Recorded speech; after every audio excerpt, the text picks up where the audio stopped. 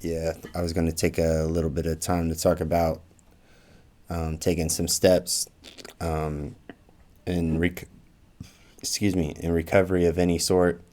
Um, a lot of us are just scared to admit, for one, the problem to ourselves, and then if we do, we can't ever imagine expressing it to people that we care about or people that care about us.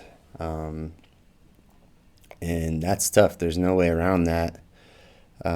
Usually, people wait, in my experience, until it's really late and they're really far down. Like I've said before, luckily I had such an amazing mother in my corner to talk to me about the effects of things for so many years. So it was kind of highlighted for me, like, oh, I know what's going on.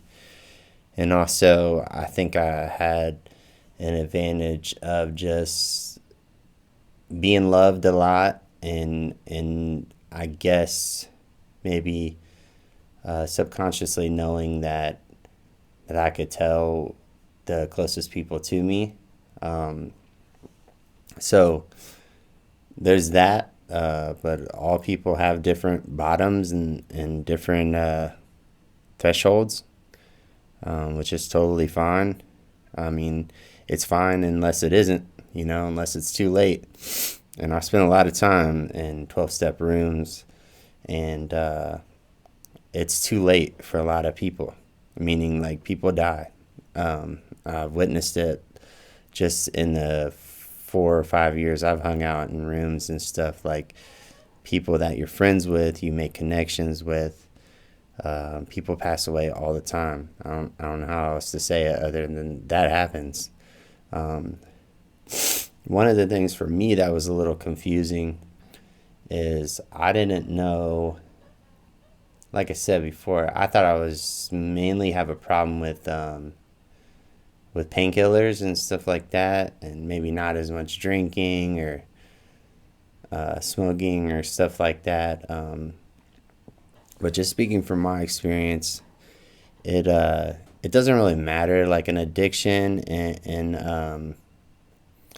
and too much of anything, it is what it is. It all springs from the same place, and that place is what I call like kind of the emptiness inside, the void that we try to feel better temporarily, and it works. That's how we get into this mess. Is that it works to a certain degree, but it has those consequences slowly grow, and then usually by the time they're really obvious, um, they're just completely out of control, and it doesn't mean that you're not a strong person.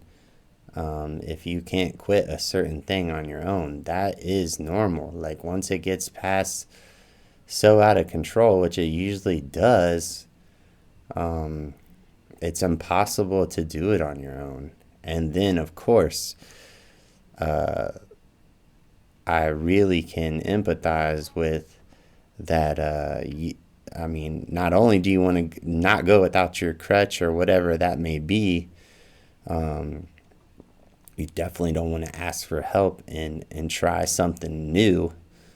For me, anytime I'd be trying something new or doing anything, I'd be planning my crutch to be involved to possibly enhance it like it once did. Um, and that's just kind of like the same story. Um, I had met two guys that was about 10 years older than me at the time. Um, Buzz and Dave. Appreciate you guys. I'm talking about you guys. Um, and just randomly, I was doing some stuff with our church, playing music and stuff. And I don't really know how it happened, but I found out that both of them had spent some time in some recovery programs, and it like perked my ears up. Um, like I said, I kind of admitted it to my mom and stuff, and she was working within her MVC community. with somebody named Tom Carlisi that's been a huge mentor for me. Um, Actually, before him, I went to somebody else, Colleen, and then Colleen referred me to him. So I was kind of like, Mom's like, hey, I got this resource. Maybe you could talk to her about it. And then she was like, hey, I know you need to go see Tom.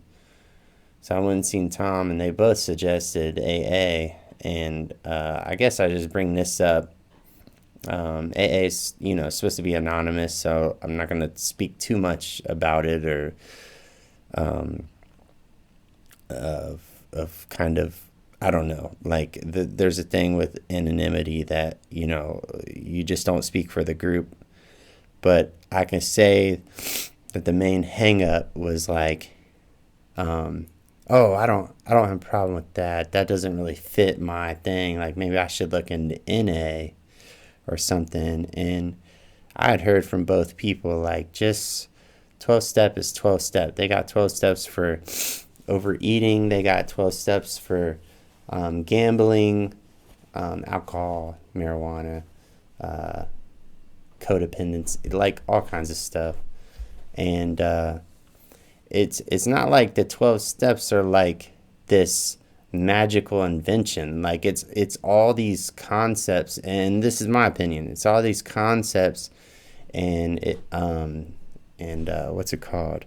Like a modalities that has been experienced throughout history and hundreds of years, and it kind of just 12 steps. It puts it into a concise, palatable process, and most of us just need something to give us direction and say, here's what you can do, and here's all these people, especially when you get in and start hearing stories, like, you could just feel in your body like people aren't lying. They're not there.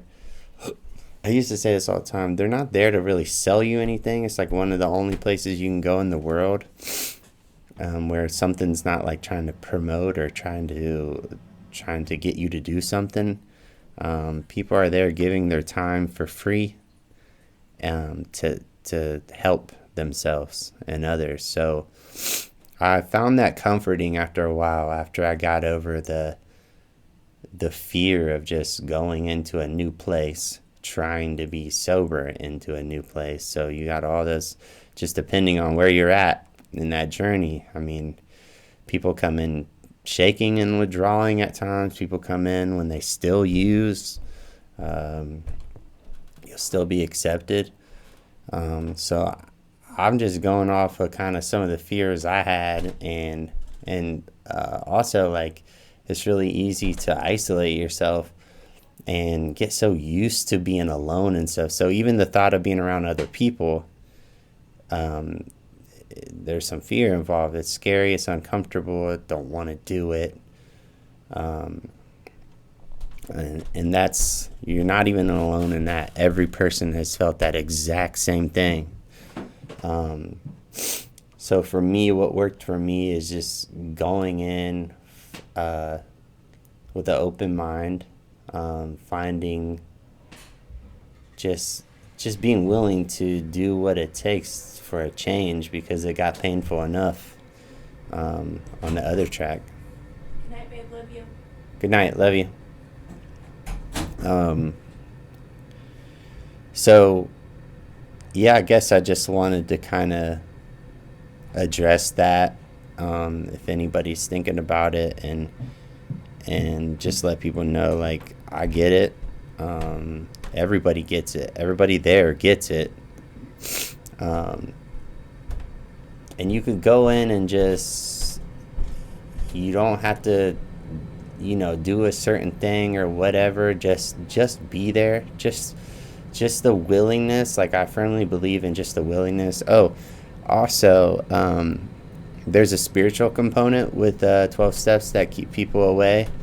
And they think that they're out of place if they don't believe in God, if they don't believe in anything. Atheists, like, that's also, like, not a reason not to go. You don't have to believe in anything to go. and spend some time and check it out. Um, it can be really chill. Also, I want to be realistic that like just because people like there's people in all parts of their journey within recovery. So it's not all good, great, healthy people. You're still gonna have dysfunction in recovery and sobriety and all that stuff. So